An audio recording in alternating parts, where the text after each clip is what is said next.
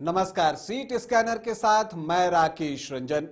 Seat scanner में हम बिहार विधानसभा की 243 सीटों को बारी बारी से स्कैन कर रहे हैं। इस कड़ी में आज बारी है गोपालगंज विधानसभा क्षेत्र की। देखिए, गोपालगंज विधानसभा क्षेत्र जो है, इस पर एक समय कांग्रेस का दबदबा था और ये कांग्रेस का गढ़ था, लेकिन अब जो है ये बीजेपी का किला बन चुका है और बीजेपी यहां पर सफलता अर्जित करते हुए दिखती है। गोपालगंज में जो पहला चुनाव हुआ था वो 1952 में हुआ था और कमला राय जो यहां के पहले विधायक रहे। 19 चुनाव अब तक गोपालगंज में हुए हैं, जिसमें कांग्रेस को 6 बार कामयाबी मिली है और बीजेपी ठीक उसके पीछे 5 जीत के साथ खड़ी है। जनता दल और निर्दलीय यहां से 2-2 बार चुनाव जीतने में सफल रहे हैं, तो आरजेडी, जनता पार्टी, संयुक्त सोशलिस्ट पार्टी और बीएसपी को एक-एक बार जो है गोपालगंज विधानसभा सीट पर कामयाबी मिली है। सर्वाधिक जीत की बात करें तो सुभाष सिंह ने सर्वाधिक 4 बार जो है गोपालगंज की सीट जीती है। अब अगर हम यहां पर देखें कि गोपालगंज में जो आखिरी 3 चुनाव हुए वहां क्या कुछ हुआ, तो आप देखिएगा कि 2010 में बीजेपी के सुभाष सिंह ने 15,893 वोटों की जीत हासिल की। दूसरे स्थान पर आरजेडी के रियाजुल हक उर्फ राजू जो हैं वो रहे थे। हालांकि कांग्रेस ने भी अपना प्रत्याशी दिया था, 6.67% वोट उनको भी आए थे। 2015 में जब महागठबंधन बना, जब आरजेडी, जेडीयू, कांग्रेस एक साथ चुनाव लड़ रही थी महागठबंधन के बैनर के नीचे, तो लगा कि शायद गोपालगंज में बाजी पलटे, लेकिन ऐसा कुछ हुआ नहीं और सुभाष सिंह ने एक बार फिर से गोपालगंज में कमल खिला ही दिया। हालांकि जीत का मार्जिन उनका कम हुआ, 5,074 वोटों से वो चुनाव जीतते हैं और पराजित करते हैं फिर से एक बार रियाजुल हक को ही।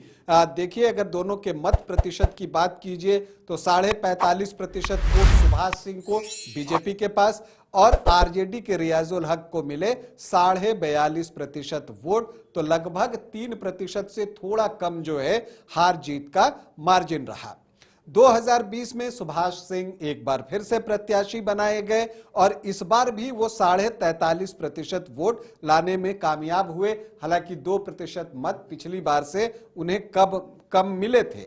इस बार बीएसपी से अनिरुद्ध प्रसाद मतलब कि साधु यादव जो है वो चुनावी मैदान में उतरे थे, तो कांग्रेस से जो हैं अब्दुल गफूर के पोते आसिफ गफूर जो है चुनावी मैदान में थे। तो एक ट्रायंगुलर फाइट होती है, लेकिन जीत जो है सुभाष सिंह को ही मिलती है। जीत का मार्जिन भी बड़ा था क्योंकि फाइट ट्रायंगुलर हो गई थी। 36,752 वोट बीजेपी के अपने वोट तो अपने के पास रह गए, लेकिन जो महागठबंधन के वोट थे उसमें बंटवारा हुआ क्योंकि साधु यादव जो है लगभग 23% वोट निकाल कर ले गए और यही वजह है कि कांग्रेस प्रत्याशी आसिफ गफूर तीसरे स्थान पर छूट गए, उनको 20.5% के आसपास वोट आए। लेकिन इन सब के बीच सुभाष सिंह का निधन होता है और उनके निधन के बाद एक बाई इलेक्शन गोपालगंज में होता है और यहां पर एक एक्सपेरिमेंट आरजेडी की तरफ से होता है। अभी देखिए, आप पिछले 2 चुनाव में रियाजुल हक चुनाव लड़ रहे थे, इस बार एमओआई से निकलकर आरजेडी ने जो है वैश्य समुदाय से अपना प्रत्याशी दिया। यहां वैश्य समुदाय के वोटर्स की संख्या भी अच्छी है, तो एक कांटे का मुकाबला हुआ। यहां पर साधु यादव की पत्नी इंदिरा यादव भी चुनाव लड़ रही थी।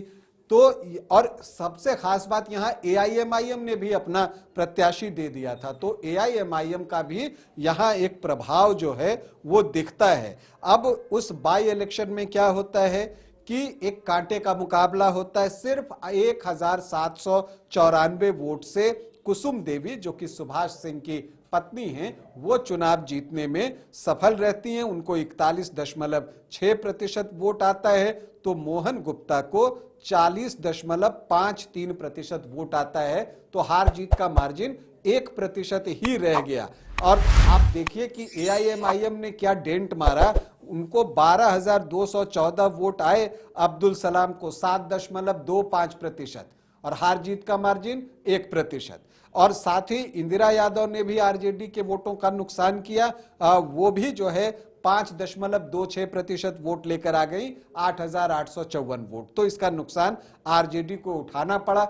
इस बार आरजेडी जो है क्या करता है ये देखना दिलचस्प होगा, क्योंकि देखिए एआईएमआईएम तो इस बार भी कैंडिडेट देगा, इस बात की पूरी संभावना है। तो एक बात पिछले चुनाव में साबित हो गई है कि एआईएमआईएम मुस्लिम वोटों में सेंधमारी कर सकता है। लेकिन इस बार एक नई पार्टी भी है जनसुराज, वो किस जाति से प्रत्याशी उतारती है जनसुराज पार्टी, ये देखना दिलचस्प होगा कि क्या उनका प्रत्याशी जो है वो किस गठबंधन के वोटों पर सेंधमारी करता है। और साधु यादव भी चुनाव लड़ेंगे, यहां से वो लड़े, उनकी पत्नी लड़े, लेकिन गोपालगंज से वो भी चुनाव लड़ेंगे।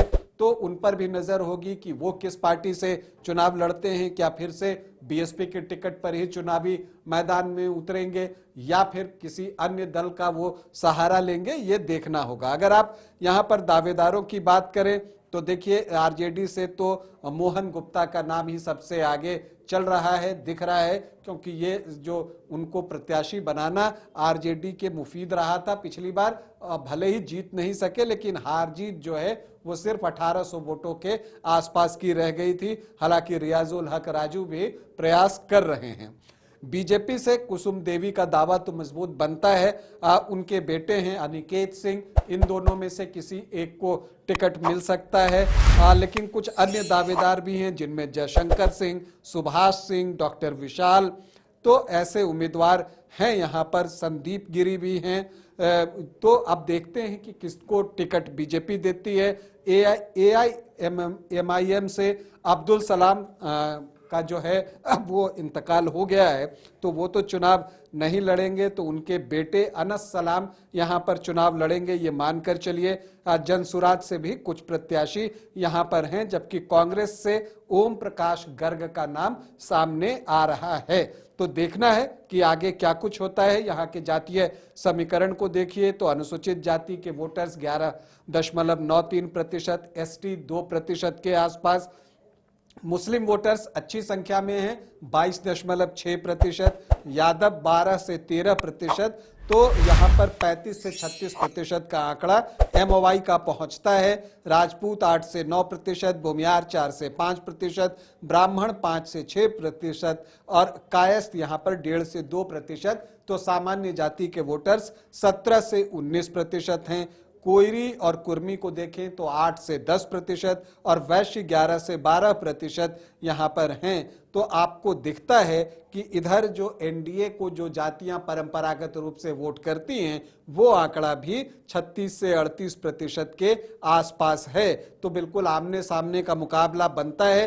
तो इसमें जो अदर ओबीसी ईबीसी हैं 11 से 13% और जो अनुसूचित जाति के 12% वोट हैं, वो किस तरफ जाते हैं, इस पर यहाँ का परिणाम बहुत कुछ निर्भर करेगा। तो गोपालगंज में एक कांटे का मुकाबला होने जा रहा है और ऐसा दिखता है कि यहां आमने सामने के बजाय ट्रायंगुलर या मल्टी कॉर्नर फाइट भी हो सकता है। अभी के लिए इतना ही, इजाजत दें, नमस्कार।